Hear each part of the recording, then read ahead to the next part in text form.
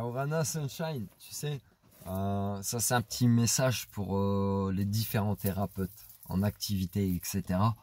Tu peux être parfois démarché si tu es sur des réseaux sociaux ou que tu as un cabinet, que tu as un numéro de téléphone, une adresse email, etc. Comme tout un chacun. Tu peux être démarché par certaines personnes. Alors sur des réseaux sociaux, par exemple, tu peux avoir des commentaires, des pseudo-prophètes, médiums qui vont venir faire leur pub sur tes réseaux. Mais tu peux être aussi démarché. Démarché, c'est-à-dire que c'est des personnes qui vont venir, qui vont te dire j'aimerais te consulter pour avoir ton savoir, etc. Et ces personnes sont aussi des médiums, mais des pseudo-médiums, des marabouts, des gens en fait qui n'ont pas confiance en eux finalement. Et disons pas trop, Frangin, sinon. Et en fait, ces gens-là, ils vont prétendre à venir te consulter, à te payer, etc. Ils te payeront pas, ils essaieront de t'acopiner, etc. Et puis surtout, en fait, tu vas avoir des ressentis. Tu sais, quand tu as des gens qui viennent en consultation, qui viennent te consulter. Consulter, t'es pas médecin, mais consulter, ils viennent te demander tes conseils, ton avis, etc. C'est ça que ça veut dire consulter. Pour pas se méprendre aussi. On est médium, on n'est pas médecin. On est énergéticien, on n'est pas médecin. Même s'il y a peut-être une corrélation à faire des différentes médecines. Et en fait, ce genre de personnes, ils vont venir te consulter. Et en fait, avant même qu'ils arrivent, tu auras déjà la nausée. Ton rendez-vous va peut-être se décaler, etc. etc. Pose-toi la question en tant que thérapeute. Qu'est-ce que ça t'indique? Ça t'indique que soit la personne, elle veut pas guérir, si le rendez-vous s'est décalé, par exemple, etc. Ou si elle est en mode fuyante.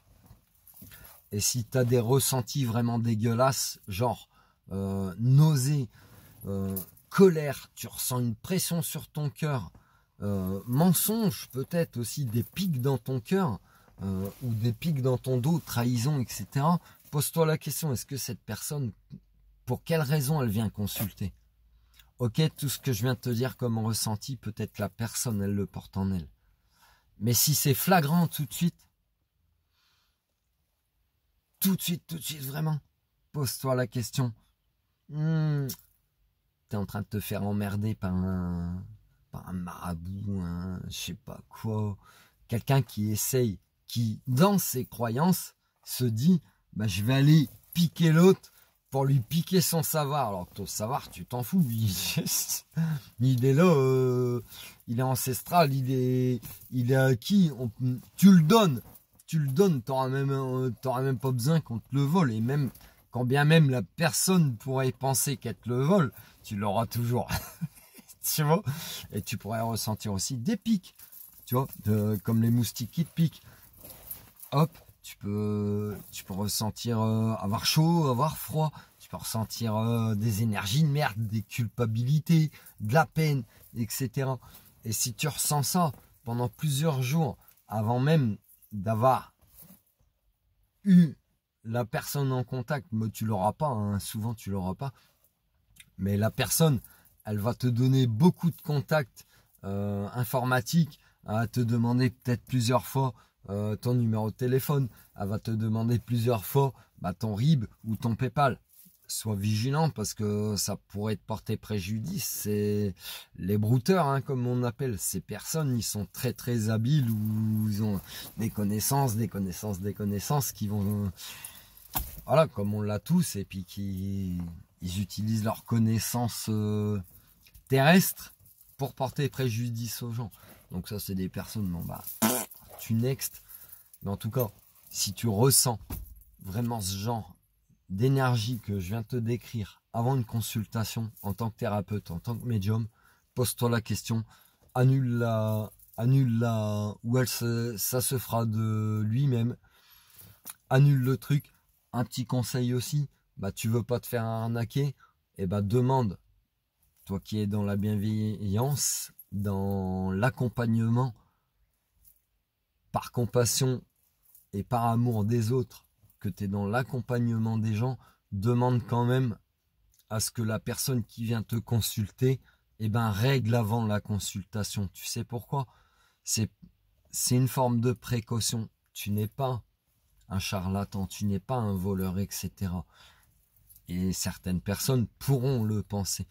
Mais explique-leur aussi que toi aussi, on te l'a foutu une dent, toi aussi, on a pu te faire croire que, et que maintenant tu prends certaines précautions.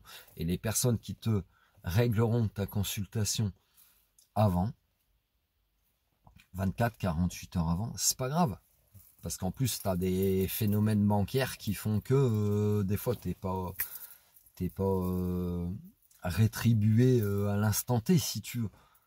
Tu pars sur la base d'une confiance avec la personne qui vient te consulter.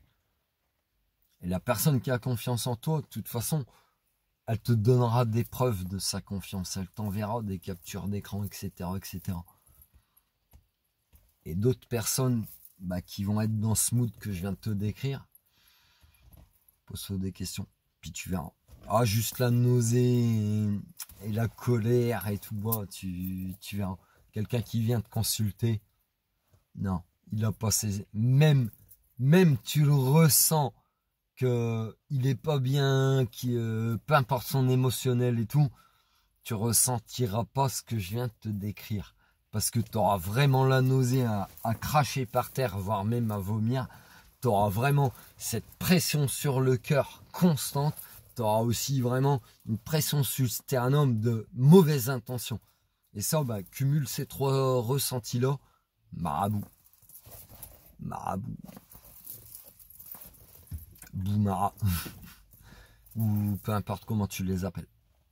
Sorcier, sorcière, ce que tu veux. Mais des gens mal intentionnés, en fait. Le karma s'occupe d'eux, t'inquiète. Prends soin de toi, je t'aime.